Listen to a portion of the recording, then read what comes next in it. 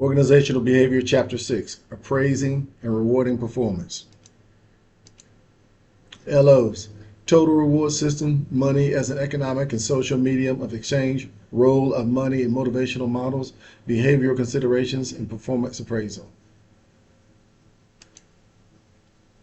The characteristics of good feedback programs, process of attribution, how and why to link pay with performance, uses of profit sharing, gain sharing, and skill-based systems, programs. Incentives.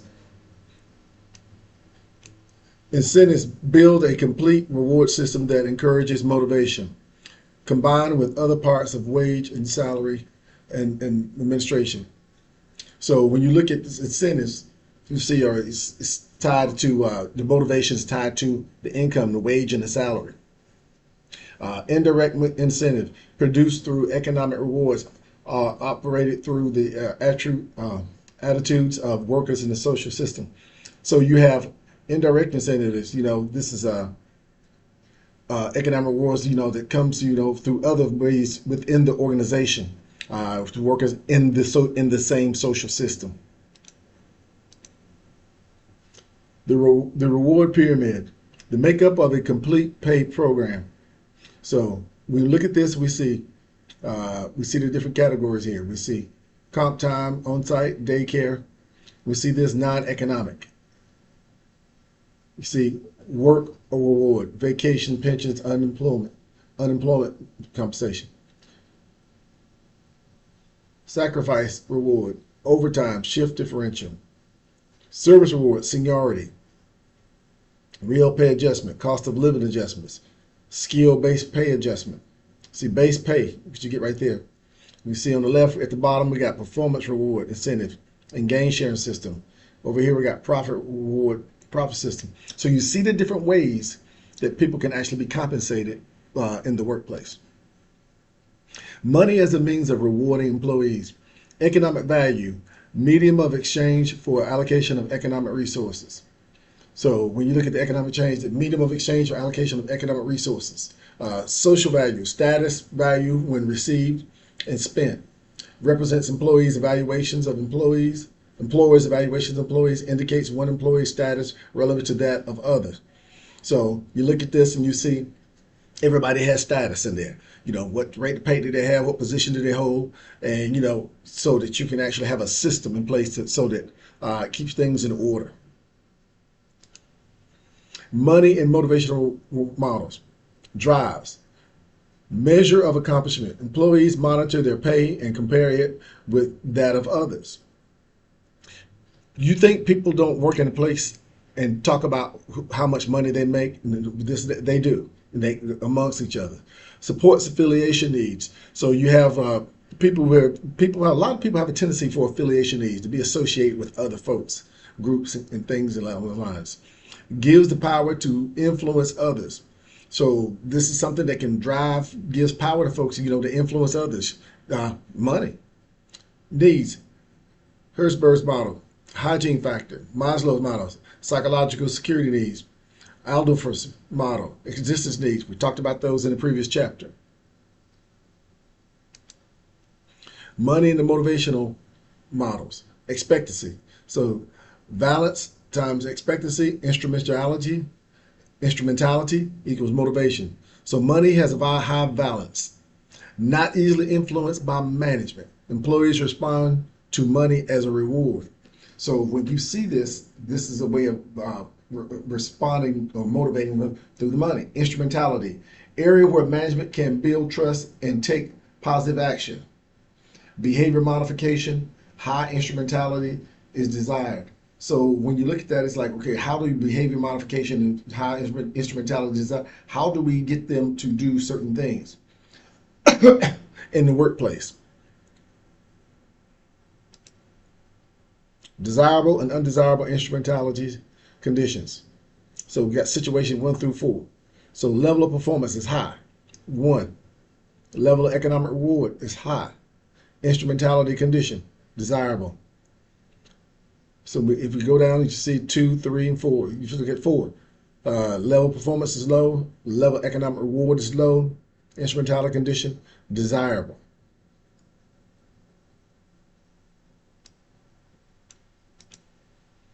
Money and the motivational models, equity. Cost reward comparison. Employee identifies and compares personal costs and rewards to determine the point at which they are equal.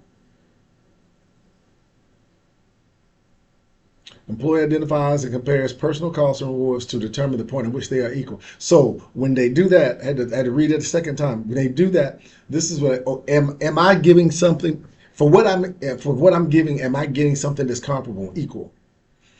Break-even point at which costs and rewards are equal for a certain level of expected. So even if you have a break-even point where what I'm doing, I'm going to say this is even keel. So I'm good there. Cost of performance in relation to reward for an employee. So when we look at this, the value of cost and reward to an employee. So if we look down here, we see low, A.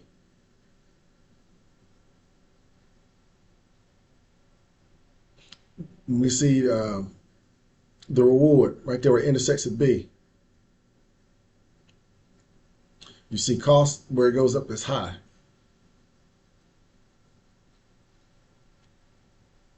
So when you look at this intersection right here, this is where you look at that to try to figure out your intersection right there, A and B. You know, so is this something that's actually, am I giving for what I'm giving? Is it worth what I'm getting?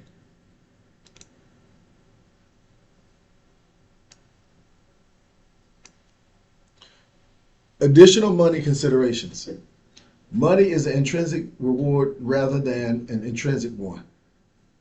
Money is an extrinsic reward rather than an intrinsic one.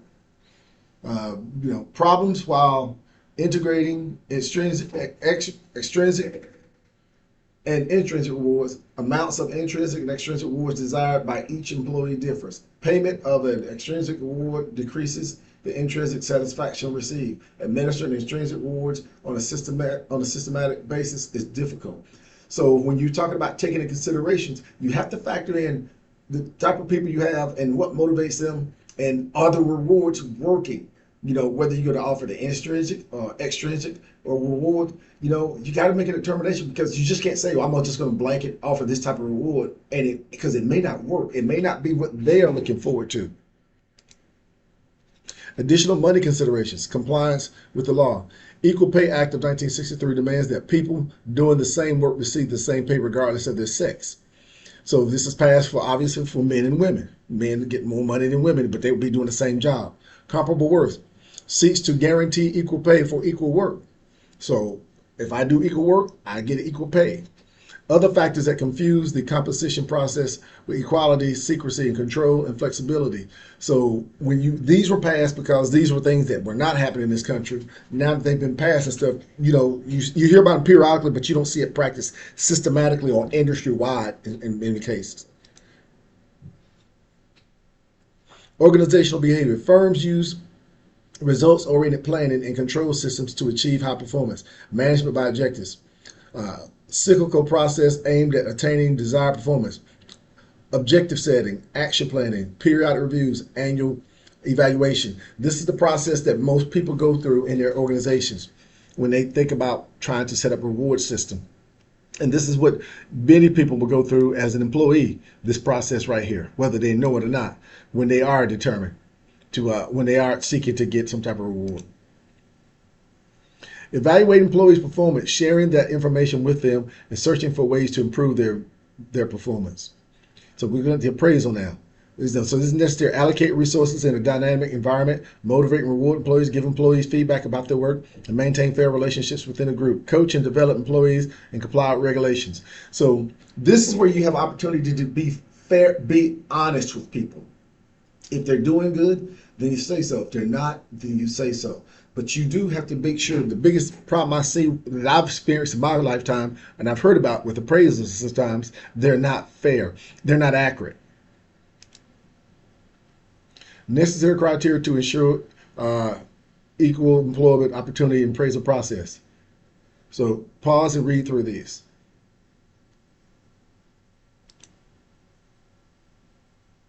Hallmarks of modern appraisal philosophy.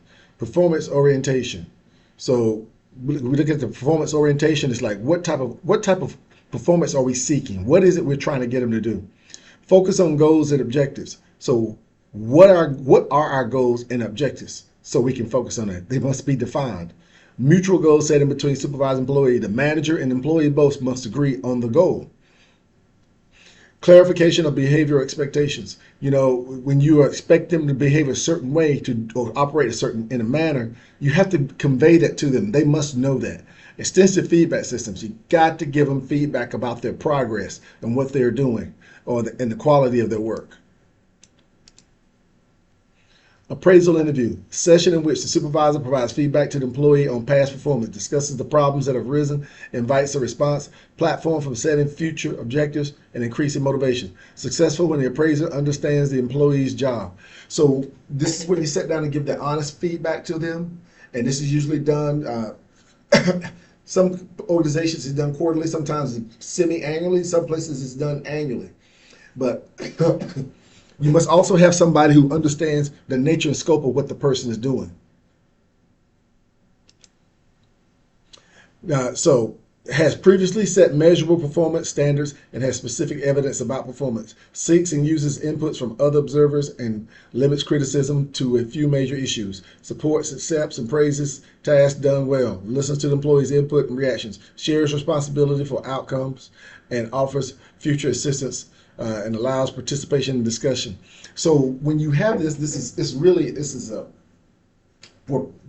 both people are there talking, the managers explain what's going on, and the other person is allowed to give feedback. And this goes back to forward. The manager is supportive. He or she is talking about the things they got concerns about, but they're not dwelling on that. And they're going to go ahead and move on. Self-appraisal. Opportunity for employees to be introspective. Potential drawbacks, attributing to one's poor performance to situational factors, rating oneself too leniently. So you look at the attribute to one's poor performance to situations. So you might say somebody who does a potential drawback is, I'm not really good at my job, but if I'm doing this and then I'm doing a self-appraisal, I'm telling you I'm only bad at one thing when I'm really bad at multiple things. And I'm rating myself too lenient. I'm not being honest about the fact that I got areas I need to work on. Benefits, candid self-assessment. You can have that. Less threatening to one's self-esteem. Me personally, I'm not a big fan of self-appraisal because I just find it's just too many ways for folks to get things wrong.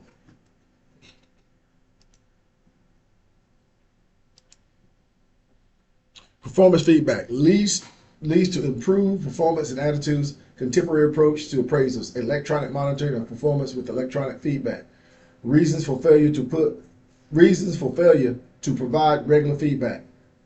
Lack of time. So when you look at this, you're talking about electronic monitoring will provide this feedback to folks to help improve their attitudes and stuff. But now you have some reasons for failure of this process. There's lack of time and the assumption that the employees already know their job, their performance level. Reluctance to share bad news and lack of valid information to create a substantial conclusion. Remember I said evaluations and feedback has to be honest. And in this particular case, you find that may not necessarily, tendency may not be the case. Guidelines for effective feedback. So when we look at this is something that's very important. Guidelines for effective feedback. Make it well timed. It must be done at the right time. Do not have appraisals at the wrong time. Be specific. What is it we're talking about? And when I say the wrong time and stuff, let's say it's at the end of the day, or it's doing it right after somebody had just gotten disciplined, or something along those lines, or somebody in the group just had a family member to die. You got to take all those things in consideration. You got to be specific. What is it we're talking about? Establish priorities for change. What are the things that we're going to try to change? Check for understanding. Make sure that nobody walks out of that meeting, the employee does not walk out of the meeting not understanding what they need to do. Focus on a few items, particularly when you have some things that are negative. Allow choice. When we talk about maybe some corrective actions to take, allow for the choice. Allow them to, a couple of different ways you can go about it. State objectively. Know exactly what it is we're talking about and it's stated. Determine if it is desired. Does somebody want to be better? Include positive factors to praise. you got to always be include positive stuff. I don't think anybody should ever have an evaluation where everything is negative. And if it is, that's usually indicative of something's not right with the manager, because everybody can do something right related to the job. 360-degree feedback. So when you have a 360 degrees feedback, this is where you're getting feedback about an employee from their manager, from their peers, and from people that work under them. Advantages can be compared across time. Rich feedback aids in performance improvement. Disadvantages: time consuming, intimidating to the recipients, and expensive. This is very time consuming and it takes a long time. And one of the problems you have with it stuff, because it's time consuming, getting some of the people to actually do the surveys or provide the feedback because they're so busy they don't want to do it. Praise: approval or admiration for an employee's positive qualities or worthwhile achievements. Timely, meaning impersonal praise. Communicates a strong message to both the recipient and the entire organization. Adds to feeling of self-esteem and self-efficacy. Builds strong employee commitment. This is when you are actually, I always tell people, praise in public. Always praise in public. Make sure that people understand and everybody sees when you're talking about somebody. Recognize them. And it does wonders not only for that person, but also for others to see.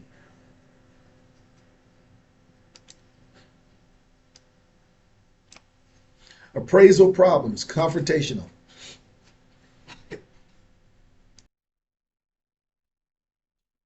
Each party tries to convince the other that her or his view is more accurate. So it can get confrontational. When you have somebody, you're going to give you an example. If a manager says, I feel like you're not doing this well, you're like, well, I actually feel like I am doing that well.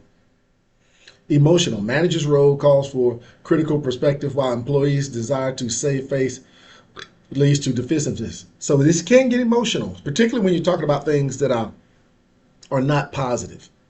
Judgmental: manager evaluates employee, thereby placing him or her in a subordinate position. And the manager, one of the things, it can be judgmental. And the problem is managers can be judgmental sometimes, but they're not using the proper judgment.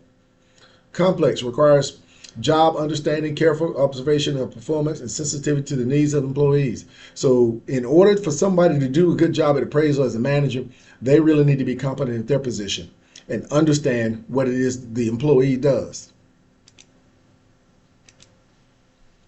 Manager's limitations: lack of vital skills. So you could have a lack of vital skills. You have some people who actually manage folks who are doing things that they have not done or have done very little of.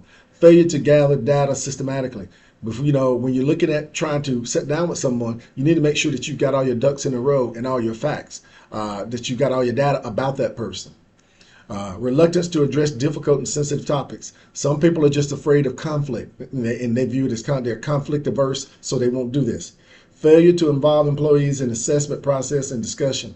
So when you're looking at this, if you don't have employees who's not involved in the assessment process, basically, if you're going to rate 10 people about their jobs, then were those people or somebody like them able to give input as to how to assess them?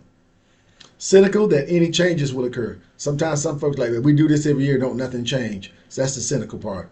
Not taking appraisals seriously. Some people don't take them serious, and some managers and some people don't. And particularly when some managers don't take this serious, they do a half good job. Not a good job, but a half good job. Not taking appraisal, intentionally distortion of feedback and ratings. Some people intentionally do this, and a lot of times when you see this is usually because there may be an inappropriate relationship or something like that, or some type of relation. This is my third cousin, so I can't say things bad about him. Attribution: process by which people interpret and assign causes for their own and others' behavior. So nature: self-serving bias, claiming undue credit for one's success and minimize one's responsibility for problems. So in other words, if it's good, I'll take all the credit, but if it's bad, I'll take none of the blame. Fundamental attribution bias: attributes others' achievements to good luck or easy tasks, and assuming that people lack ability if they fail. So attributes others' achievements to good luck or easy tasks, and assuming that so basically they can't do good things because they're good. They're doing it because they're luck lucky or something, got something easy. Perception test. People perceive what they expect to perceive. Bottom line is it's a preconceived notion. I think this job or this task is going to be bad because and it will be bad because that's what I think it's going to be. So I feel like this going into it. Self-fulfilling prophecy. Manager's expectations for an employee leads him or her to respond in a way that confirms those expectations. So I've told somebody I felt like that you don't do good work, and realistically now she doesn't do good work because she's listening to what I'm saying. Positive contagion, behavioral phenomenon closely related to self-fulfilling prophecy. So when you have somebody who's positive and upbeat and other people around them, it can be contagious. The process of making and using attributions. Observe and describe. Employee behavior, occur, functional, dysfunctional. You want to look at that. Observe it and see what it is. Not what you think it is, but observe and see what it really is. Understanding attributions are made to personal or situational factors such as ability, effort, task, difficulty, and luck. Understanding these things, how does this come into play? Prediction and control. Future behaviors predicted, methods to assume it are implemented. So this is how you go through that process. Applications of attribution. Galactic effect, high expectations by employees themselves lead to high performance. Stems from employee perceptions of self-efficacy of the task and general self-confidence. So when people believe that they can do good things and believe they do good stuff, they can actually do it. Perceptual distortions, inaccurate mental records or interpretations of events that detrimental affects the validity of appraisal process. So when someone looks at it and has preconceived notions or distortions about something, or they view something one way when it's really not that way, that can skew appraisal process. Applications of attribution. Halo effect. Overall assessment affects the rating of specific performance. Bottom line is, I believe all of my people are great, and they all get high, or even the ones that's not. That's the halo effect. Central tendency. Avoiding the use of very high or very low ratings. This is when pretty much I look at it and say, you know what? My people are not very high. They're not very low. Everybody's medium. On a scale of 1 to 10, everybody's a 5. Latency effect. Distortion or skewing of most ratings towards the high end of the scale. So latency effect is a distortion skewing of most ratings towards the high end of the scale. I'm too lenient. I'm too easy how I rate folks. On a scale of 1 to 10, you know, everybody's really like between 8 and 10. And he's like, okay, wait a minute, that's not the case. If you got that many people working for you, somebody's got to get a 7 or a 6. Harshness effect, distortion of ratings towards the low end. And this is when somebody comes through and says, you know what? My people are good, but nobody got above a 4 because you just rated them too harsh. Applications of attribution. Recent effect. Recent events have greater impact than the early events. So it's kind of like what's happened lately is what I look at. So if somebody did really good, they've been bad all year, and then they've been good in the last 2 months, then that's what I see, and I give them a high rating because of that. First impression. Initial likes or dislikes have greater value than the actuals. So if somebody's first impression comes in, and whether they like them or think they're lazy or they're good, that's when it comes into play. And it's like, you know what? That can distort. Managerial effects. Analytical and constructive thinking about their employees. Identify each employee's abilities, interests, and motivation. So when you look at that, you look at analytical and constructive thinking about their employees. You're looking at them technically sound, their abilities, their interests, all of that. That stuff right there should not be to the point where it's just strictly subjective. You should be able to measure that by virtue of looking at stats and things along those lines. Applications of attributes. Managers sometimes avoid giving appraisals as they do not want to disrupt the relationship with the employee. Okay, this is when you probably a manager and employee is too close. Maybe like friends. Low performing employees are difficult to deal with. Low performing employees can be difficult to deal with if you don't have stern managers who are firm and competent in who they are. Because they normally deal better with low performing employees than someone who's too lenient. There are no organizational rewards to be gained from it. It's like, you know what? There's no benefit for me giving one way or the other, so I'm just going to do something just to say I did it. Economic incentive systems. Inducing a high level of individual and group or organizational performance by making employees pay contingent on one or more of these dimensions. So when you look at it, it's like, okay, the incentive, what do we have? Inducing the people to do well. This is, we got some type of reward incentive for them. Performance management believes that employee performance can be managed and improved. Uses various awards and incentives to encourage better productivity.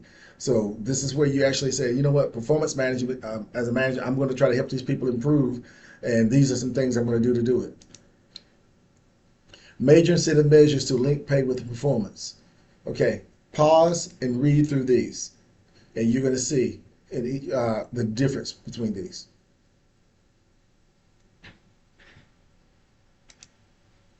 So, piece rate provides a simple, direct connection between performance and reward. Workers who produce more are rewarded more. So if you look at somebody and say, okay, I'm making widgets, and I get paid by the widget. So I'm supposed to make 100 widgets a day. So if I make 100 widgets a day, I get a certain amount of money. If I go over that, for every widget that I make, I get a certain amount of money.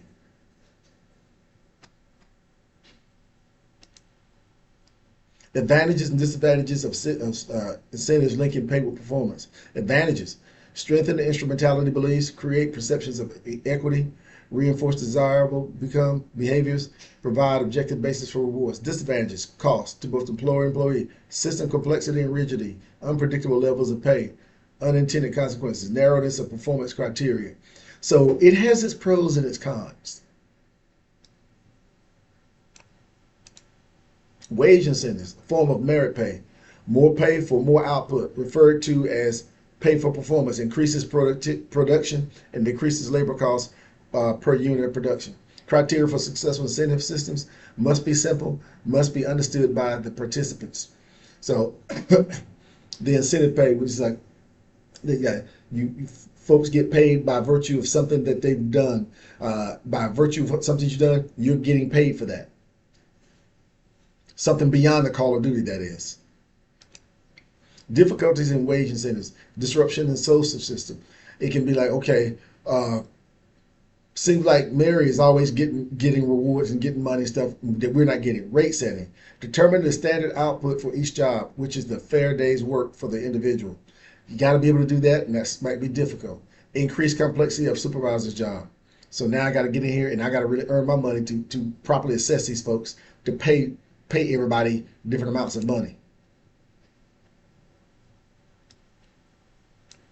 Difficulties in wage incentives. Loose rates. Employees are able to reach standard output with less than reasonable levels of effort.